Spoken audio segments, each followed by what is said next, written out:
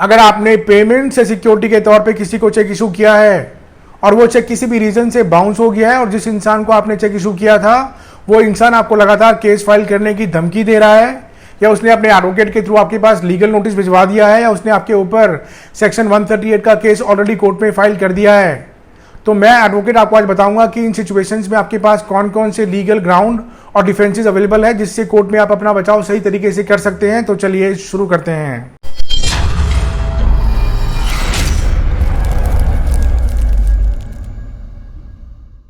Pace consultants में आपका स्वागत है। लॉ के अंदर कुछ ऐसे टेक्निकल और प्रैक्टिकल ग्राउंड्स और डिफेंसेस अवेलेबल हैं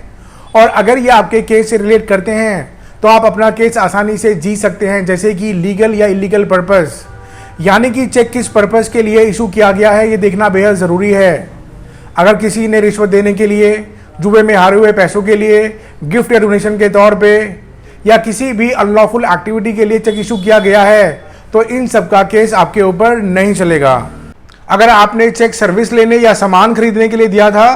मगर दुकानदार या सर्विस प्रोवाइडर ने आपको सामान या सर्विस नहीं दी या गलत दे दिया या उसके अंदर डिफेक्ट था, और अगर आप ये कोर्ट में प्रूव कर पाते हो तो इस तरह के केसेस भी कोर्ट में स्टैंड नहीं हो पाएंगे।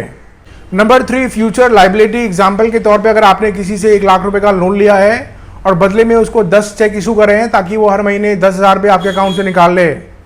4 पेमेंट्स के बाद ऑपोजिट पार्टी 5वें चेक में 60,000 रुपये का अमाउंट भर के डाल देती है, जबकि 5वें महीने की लाइबिलिटी आपकी सिर्फ 10,000 रुपये की थी, तो अगर वो 60,000 रुपये का चेक बाउंस होता है तो इस तरह के केसेस भी कोर्ट में स्टैंड नहीं कर पाएंगे। नंबर 4, मिसयूज ऑफ चेक, यानी कि जिस पर्पस के लिए हमने चेक इशू किया था ऑपोजिट पार्टी ने उस पर्पस के लिए उस चेक का इस्तेमाल नहीं किया। एग्जाम्पल के तौर पे हमने चेक सामान खरीदने के लिए इशू किया था मगर ऑपोजिट पार्टी ने उधार का पैसा बता के हमारे ऊपर केस डाल दिया, या फिर हमने चेक ए को इशू किया था मगर बी ने उसका फॉल्स इस्तेमाल कर लिया, तो अगर कोर्ट में आप ये प्रूव कर पाते हो तो इस तरह के केसेस भी कोर्ट में स्टैंड नहीं कर पाएंगे। Number 5, personal loan. अगर आपने किसी इंसान से 1 लाख रुपए का पर्सनल लोन लिया था और आपने उसे बदले में सिक्योरिटी के तौर पे एक ब्लैंक चेक इशू कर दिया और बाद में उसने उस ब्लैंक चेक को मिसयूज करते हुए उसके अंदर 2 लाख रुपए का अमाउंट भर के डाल दिया, तो अगर आप कोर्ट में ये प्रूव कर पाते हो कि पर्सनल लोन का अमाउंट 2 लाख नहीं सिर्फ 1 लाख रुपए था तो इस तरह के केसेस भी कोर्ट में स्टैंड नहीं कर पाएंगे। नंबर 6, डाउट ऑन लोन, यानी कि अगर किसी इंसान की मंथली इनकम सिर्फ 10-20 हज़ार रुपए है और उससे आपने 50,000 रुपए का लोन लिया है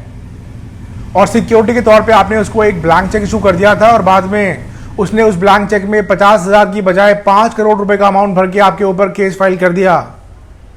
और अगर कोर्ट में आप ये प्रूफ कर पाते हो कि इसके पास 5 करोड़ रुपए मुझे देने के लिए कहां से है जबकि इसकी मंथली इनकम सिर्फ 10-20 हज़ार रुपए है, तो ये एक डाउट और संदेह क्रिएट करता है, तो इस तरह के केसेस भी कोर्ट में स्टार्ट होना मुश्किल हैं। अब हम बात करते हैं कुछ टेक्निकल ग्राउंड्स और डिफेंसेस के बारे में। लॉ के अंदर कुछ ऐसी चीजें होती हैं जिन्हें हमें as per the act follow करना होता है। अगर ऑपोजिट पार्टी या उसका एडवोकेट उन चीजों को सही से फॉलो नहीं करता है किसी भी नेग्लिजेंस या लैक ऑफ नॉलेज की वजह से, तो उनका केस कोर्ट में स्टैंड नहीं हो पाएगा। जैसे कि डिमांड नोटिस का भेजना, अगर ऑपोजिट पार्टी या उसका एडवोकेट आपको डिमांड नोटिस नहीं भेजता है और डायरेक्टली कोर्ट में केस फाइल कर देता है तो उनका केस कोर्ट में स्टैंड नहीं हो पाएगा। Number 2, limitation of demand notice, यानी कि ऑपोजिट पार्टी या उसका एडवोकेट चेक बाउंस होने के विदिन 30 डेज आपको लीगल नोटिस नहीं भेजते हैं तो इस तरह के केसेस भी कोर्ट में स्टैंड नहीं हो पाएंगे। नंबर 3, डिमांड नोटिस का सही एड्रेस पे पोस्ट करना।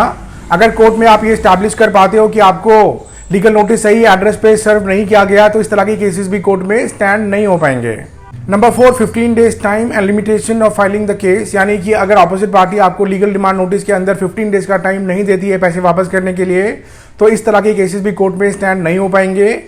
या फिर 15 डेज पूरे होने के बाद अगले 30 दिन के अंदर अंदर वो कोर्ट के अंदर केस फाइल नहीं करते हैं तो इस तरह के केसेस भी कोर्ट में स्टैंड नहीं हो पाएंगे। नंबर 5, प्रीमेच्योर कंप्लेंट फाइल करना, यानी कि ऑपोजिट पार्टी या उसके एडवोकेट ने आपके ऊपर तय वक्त से पहले section 138 the negotiable instruments act के तहत केस फाइल कर दिया है तो इस तरह के केसेस भी कोर्ट में स्टैंड नहीं कर पाएंगे। नंबर 7, जॉइंट अकाउंट में दोनों को पार्टी बनाना। एग्जाम्पल के तौर पे अगर कोई भी बैंक अकाउंट हस्बैंड और वाइफ के नाम पे है और सिर्फ हस्बैंड की देनदारी है, इस केस में अगर ऑपोजिट पार्टी या उसके एडवोकेट ने वाइफ को भी पार्टी बना दिया है तो इस केस में वाइफ के ऊपर कोई भी केस स्टैंड नहीं होगा। नंबर 8, कंपनी, फर्म और ऑर्गेनाइजेशन, यानी कि ऑपोजिट पार्टी या उसके एडवोकेट ने किसी कंपनी के ऊपर केस फाइल किया है और उन्होंने उनके डायरेक्टर्स और सिग्नेटरीज को तो पार्टी बनाया मगर कंपनी को पार्टी नहीं बनाया या उसका वाइस वर्सा, तो इस तरह के केसेस भी कोर्ट में स्टैंड नहीं कर पाएंगे। चेक बाउंस केसेस के अंदर आप स्टार्टिंग से ही एक्सपर्ट एडवोकेट को हायर करके चलें ताकि वो सही तरीके से आपका डिफेंस तैयार कर ले।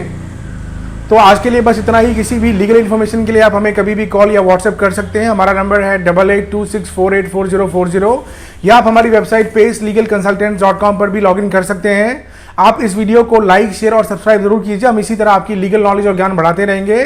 Thank you, take care, bye bye.